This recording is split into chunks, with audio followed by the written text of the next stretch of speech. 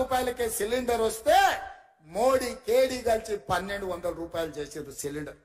అందుకే ఎన్నికలప్పుడు మాట ఇచ్చినాం, 500 రూపాయలకే ఆడబిడ్డలకు మీ ఇంటికి సిలిండర్ తెచ్చి ఇస్తామని చెప్పినాం. రాబోయే వారం రోజుల్లో మీకు 500 రూపాయలకే సిలిండర్ ఇచ్చే బాధ్యత మన ప్రభుత్వం తీసుకుంటుంది. గట్టిగా చప్పట్లు కొట్టి ఆడబిడ్డలందరికీ కూడా తెలిసే విధంగా మీరు చెప్పండి. అదే విధంగా వ్యవసాయానికే ఉచిత కరెంటు కాదు, పేదవాడి ఇంటికి కూడా ఉచితంగా కరెంటు ఇవ్వాలని, పేదవాడి కరెంటు బిల్లుతో కష్టాలు పడొద్దన్న ఆలోచనతోని 200 యూనిట్ల వరకు ప్రతి పేదవాడి ఇంటికి తెల్ల రేషన్ కార్డు ఉన్నవాడికి ఉచిత విద్యుత్తును ఇండ్లకు ఇవ్వాలని ఆనాడు మేము మాటిచ్చినాం. వారం రోజుల్లోనే ప్రతి పేదవాడి ఇంటికి 200 యూనిట్ల వరకు ఉచిత కరెంట్ ఇవ్వాలని ఇవాళ మన ప్రభుత్వం నిర్ణయం తీసుకుంది. పెద్ద ఎత్తున చప్పట్లు కొట్టండి అని చెప్పి మా కొడంగల్ ప్రజల్ని నేను కోరుకుంటున్నా. మిత్రులారా, ఇచ్చిన 6 గ్యారెంటీలలో 4 అమలు చేస్తున్నాం. రాబోయే రోజుల్లో రైతు రుణమాఫీ విషయంలో, రైతు భరోసా విషయంలో ప్రతి రైతును ఆదుకునే బాధ్యత మీకు. ఆల్రెడీ రైతు బంధు పథకం మీ ఖాతాలలో వేస్తున్నాం. వచ్చే నెల 15 తారీఖు లోపల అందరికీ రైతు భరోసా, రైతు బంధు చేరుతుంది. ఏ ఒక్క రైతుకు బకాయి లేకుండా పూర్తిగా మీకు డబ్బులు ఇచ్చే బాధ్యత మన ప్రభుత్వం తీసుకుంటుంది. రాబోయే తొందరలోనే మంచి రోజులు రాబోతున్నాయి. రైతులకు మాట ఇచ్చిన ప్రకారం మీ 2 లక్షల రూపాయల రైతు రుణమాఫీ చేసే బాధ్యత, రైతుకు రుణ విముక్తి చేసి అప్పుల బాధ నుంచి తప్పించే బాధ్యత మన ప్రభుత్వం ఇందిరమ్మ రాజ్యంలో చర్యలు చేపడుతుందని చెప్పి ఈ సందర్భంగా మిత్రులకు తెలియజేస్తున్నా. మిత్రులారా, ఈరోజు ఆర్టీసీ బస్సులో మహిళలకు ఉచితంగా ప్రయాణం జరగాలన్నా, రాజీవ్ ఆరోగ్యశ్రీలో 10 లక్షల రూపాయలు మీకు పరిహారం రావాలన్నా, 500 రూపాయలకే సిలిండర్ రావాలన్నా, 200 యూనిట్లు ఉచిత కరెంటు రావాలన్నా, రైతులకు 2 లక్షల రూపాయల రైతు రుణమాఫీ జరగాలన్నా మనం ఏం చేయాలి మిత్రులారా? ఏం చేయాలి? ఏం చేయాలి? ఏం చేయాలి? గట్టిగా, ఇంకా గట్టిగా, ఇంకా గట్టిగా ఢిల్లీలో ఉన్న మోడీకి వినిపించాలి, గల్లీలో ఫామ్ హౌస్ లో వండుకున్న కేడీ కూడా వినిపించాలి కొడంగల్ గలం. అందుకే మిత్రులారా, రాబోయే పార్లమెంటు ఎన్నికల్లో 14 పార్లమెంటు సీట్లను ఈ తెలంగాణ గడ్డ మీద నుంచి గెలిపించాలి. మీరందరు సిద్ధమేనా? సిద్ధమన్న వాళ్ళందరూ చేతులు పైకెత్తండి. సిద్ధమేనా? సిద్ధమేనా? సిద్ధమేనా? సిద్ధమేనా? సిద్ధమేనా? జై కాంగ్రెస్, జై జై కాంగ్రెస్.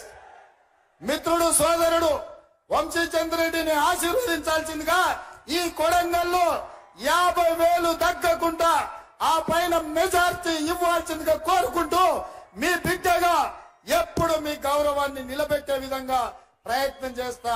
ఎక్కడికి వెళ్ళినా గర్వంగా మా బిడ్డ, మా కొడంగల్ బిడ్డ, మా అన్న రేవంత్ అన్న అని మీరు చెప్పుకునే విధంగా, మీ గౌరవం పెంచే విధంగా నేను వ్యవహరిస్తానని తెలియజేస్తూ, ఇంత కష్టపడ్డ ప్రతి కార్యకర్తకు, ఈ మీటింగ్ ను విజయవంతం చేసిన కొడంగల్ నియోజకవర్గ నాయకులు, జిల్లా స్థాయి మండల స్థాయి నాయకులకు, మండల పార్టీ అధ్యక్షులకు, సర్పంచులకు, ఎంపీటీసీలకు, ప్రతి మిత్రుడికి, చాలా మంది వందలాది మంది నాయకులు, ఎంపీటీసీలు, సర్పంచులు నాకు ఆప్తులు, మిత్రులు, వాళ్ళందరి పేరు చెప్తే అర్ధరాత్రి అవుతుంది కాబట్టి వాళ్ళందరి పేర్లు చెప్పలేకపోయినా వాళ్ళందరు కష్టపడితేనే నేను ఇక్కడ ఉన్నా.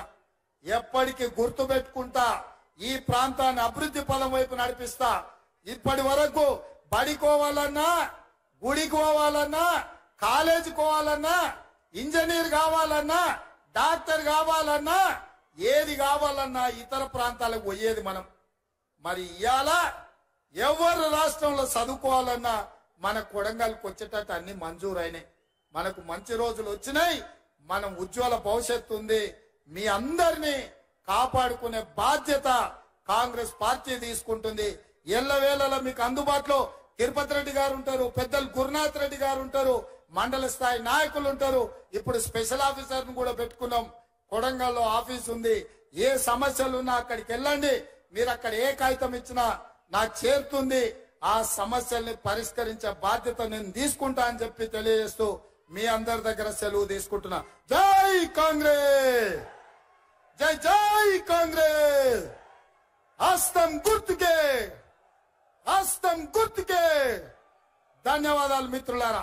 స్వల్ప సమయంలోనే కొడంగల్ పట్టణం లోపల ఈ యొక్క మన గౌరవ ముఖ్యమంత్రి రేవంత్ రెడ్డి గారు మన నియోజకవర్గానికి సుమారు 4,000 కోట్లు తీసుకొచ్చి అభివృద్ధి పదంలో తీసుకెళ్తున్నందుకు ఈ కార్యక్రమాన్ని విజయవంతం చేసినటువంటి నారాయణపేట జిల్లా అధ్యక్షులు ప్రశాంత్ రెడ్డి గారు, అదేవిధంగా మహబూబ్ నగర్ జిల్లా అధ్యక్షులు, అదేవిధంగా ఈ కార్యక్రమాన్ని విజయవంతం చేయడానికి విచ్చేసినటువంటి బ్లాక్ మండల బూత్ కమిటీ సభ్యులందరూ కూడా పేరు పేరున ధన్యవాదాలు తెలియజేస్తూ సెలవు తీసుకుంటున్నాం. జడ్పీటీసీగా, శాసన మండలి సభ్యుడిగా, 3 సార్లు ఎమ్మెల్యేగా, ఒక్కసారి ఎంపీగా, ఎక్కడో నల్లమల మారుమూల ప్రాంతంలో ఉండే ఒక చిన్న గ్రామం నుంచి ఒక రైతు బిడ్డగా బయలుదేరి ఈ రోజు తెలంగాణ రాష్ట్ర ముఖ్యమంత్రిగా ఇక్కడ నిలబడ్డానంటే ఈ పాలమూరు గడ్డ ఆదరించి ఆశీర్వదించి హక్కును చేర్చుకున్నందుకే ఈ రోజు రాష్ట్రానికి నాయకత్వం వహించే అవకాశం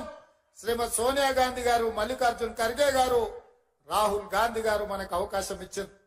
మీకందరికీ తెలుసు, ఈ గడ్డ మీద ఇక్కడి నుంచే ఎన్నికల సందర్భంగా శ్రీమతి ప్రియాంక గాంధీ గారు వచ్చినప్పుడు వేలాదిగా మీరు అండగా నిలబడి ఆనాడు ప్రియాంక గాంధీ గారిని స్వాగతం పలికిండ్రు. ఆనాడు కాంగ్రెస్ పార్టీ జెండాను ఈ గడ్డ మీద ఎగరేస్తాం, తెలంగాణ రాష్ట్రంలో గెలిపిస్తామని మీరు మాట ఇచ్చిండ్రు. కాబట్టి ఈ రోజు గాంధీ కుటుంబం, కాంగ్రెస్ పార్టీ ఇవాళ ఆశీర్వదించి తెలంగాణ రాష్ట్ర ముఖ్యమంత్రిగా అవకాశం ఇచ్చింది. మిత్రులారా, ఇవాళ ఆలోచన చేయండి. ఆనాడు తెలంగాణ ఉద్యమంలో కరీంనగర్ పార్లమెంట్ లో నిలబడితే ఓడిపోతానన్న భయంతో కల్వకుంట్ల చంద్రశేఖరరావు గారి కరీంనగర్ నుంచి పాలమూరు జిల్లాకు వలస వస్తే మహబూబ్ నగర్ పార్లమెంటు నియోజకవర్గంలో మనము గెలిపించి ఆశీర్వదించి పార్లమెంటులో నోరు లేకపోయినా, పార్లమూరులో ఊరు లేకపోయినా చంద్రశేఖరరావు గారిని మనం ఎంపీగా గెలిపిస్తే ఆనాడు ఎంపీగా గెలిచి తెలంగాణ రాష్ట్రాన్ని తెచ్చినా అని చెప్పిండు. నేను అడుగుతున్న ఇవాళ ఈ వేదిక మీద నుంచి మాజీ ముఖ్యమంత్రి కల్వకుంట్ల చంద్రశేఖరరావును, ఆనాడు ఎక్కడి నుంచో వలస వచ్చిన నిన్ను వివిధ ప్రాంతాలకు తట్ట పని, పార పని, మట్టి పని, బొగ్గుబాయి, దుబాయ్ లాంటి వలసలు పోతున్న మా జిల్లా ప్రజలు వలస వచ్చిన నిన్ను పార్లమెంటు సభ్యుడిగా గెలిపిస్తే తెలంగాణ రాష్ట్రం వచ్చిన తర్వాత 10 సార్లు ముఖ్యమంత్రిగా ఉన్నావు కదా, మా ప్రాంతానికి ఏమైనా చేసినవా? పాలమూరు రంగారెడ్డి ఎత్తిపోతల పథకాన్ని ప్రారంభించి కాంట్రాక్టర్లు కట్టబెట్టి 27,000 కోట్ల రూపాయల ఖర్చు పెట్టి 1 ఎకరాకు కూడా నీళ్లు ఇవ్వలేకపోయినావు. ఈ రోజు ఈ గడ్డ మీద ఈ ప్రజలకు నువ్వు క్షమాపణ చెప్పిన తర్వాతనే మళ్ళా ఈ జిల్లాలో నువ్వు ఓటు అడగాలి అని చెప్పి చంద్రశేఖరరావు గారిని గట్టిగా డిమాండ్ చేస్తున్నా. 10 సంవత్సరాల సుదీర్ఘ కాలం 1,000 కోట్ల రూపాయల ఖర్చు పెట్టినా అదనంగా 1 ఎకరాకు పాలమూరు రంగారెడ్డి ఎత్తిపోతలతో నీళ్లు ఇవ్వలేదు. మా ప్రజల్ని నమ్మించినావు, మా ప్రజల్ని నట్టేట ముంచినావు.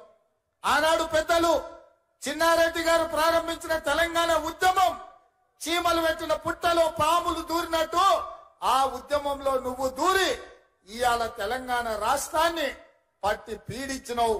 అయినా ఈరోజు ప్రజలు చీదరించి ఓడగొట్టి ఇంట్లో కూర్చోబెడితే ఇంట్లో కూర్చోకుండా మళ్ళా సిగ్గు లేకుండా తగుదునమ్మా అని బయలుదేరిండు.